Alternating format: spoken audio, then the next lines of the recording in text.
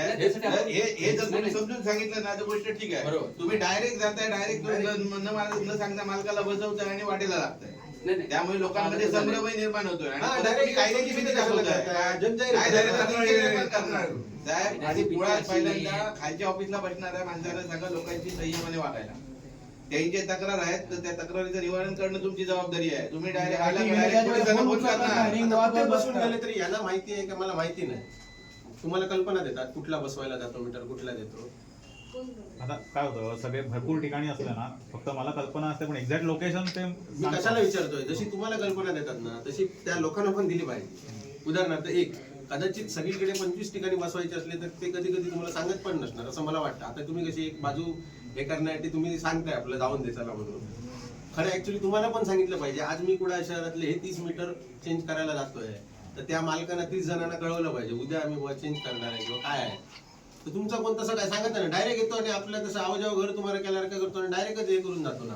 आता त्यांच्या ते वाढीतले ना बरेच तसे प्रॉब्लेम होते. मागे त्यांनी अर्ज पण केले असणार 2-3 त्या विषयात. तुम्हाला ऐकून घ्या हो साहेब, आधी ऐकून घ्या हो तुम्ही. पुढे बोलू नका, ऐकून घ्या. आमचं ऐकून घ्या ना की तुमचं ऐकायचं आम्ही. त्या शाळेचं अचानक हे केलं 2-3 महिने बिल आलं नाही. एकदम त्यांना 21,000 असं बिल आलं. विचारा त्यांना मग कसा भरणार तो माणूस. एकदम बिल 21,000 भरणार, त्याचा धंदा बंद झाला. ही तुमची पद्धत आहे आणि सांगताय मला गप बसा म्हणून. कॉन्ट्रॅक्टर कुठे आहे? कॉन्ट्रॅक्टर बोलवा ना तुम्ही. ही काय पद्धत नाही ना तुम्ही. कॉन्ट्रॅक्टरला काय लपवताय? कॉन्ट्रॅक्टरला त्यांना विचारलं ग्राहकांना त्रास होतो ना त्याचा. आम्ही सांगितलं सोमवारी कॉन्ट्रॅक्टरला पण बोलवा. कशासाठी सांगितलं साहेब? त्यांना तुम्ही प्रोटेक्शन देता किंवा लपवताय असं होतं तुमचं. त्यामध्ये तुम्ही एकत्र आहात की कॉन्ट्रॅक्टर बरोबर असा गैरसमज होतो. कारण 2-4 साहेब असंच झालं. अचानक कसे काय जातात बरोबर ना. तर तू बरोबर मग त्याच्यात सवय आहे. तू डायरेक्ट आधी जातं का तो काय ह्यानी उलट टापावं काय का तिथे घर मालकाच विचारणार तर तो करू. तिथे ह्याने एक बॅनर लावलेला आहे तिथे बघितलं नियमावलीचा. नाही सांगतो ऐका सांगतो. त्या बॅनर मध्ये शेवटचे 2 नियम लावले. मी वाचले ते काय आहेत ते. कोणाच्या ह्याच्यात जाऊन आम्ही काढू शकतो, कोणाच्या ह्याच्यात जाऊन आम्ही बदलू शकतो. प्रायव्हेट प्रॉपर्टी काय नाही.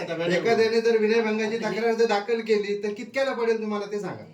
बरोबर आहे. मी काय म्हणतो मग ते आधी तो पहिला बॅनर काढायला लावा तिथे. मी त्याविषयी फोटो काढून ठेवलाय ते. साहेबांनी तो फोटो पाठवला जळलेला होता तर मग लाईट चालू कशी होती. हा पहिला प्रश्न आहे आमचा. मीटर जर जळलेला होता तर लाईट चालू कशी होती.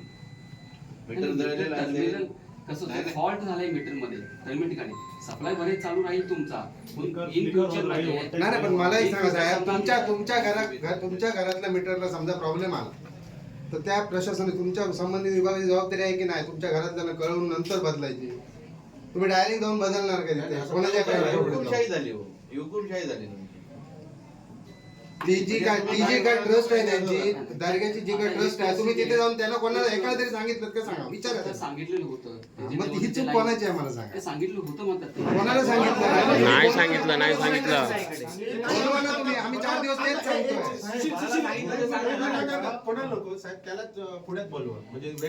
असे आमचे दररोजचे नवनवीन व्हिडिओ पाहण्यासाठी आमचा लोकसंवाद लाईव्ह यूट्यूब चॅनल लाईक आणि सबस्क्राईब करा.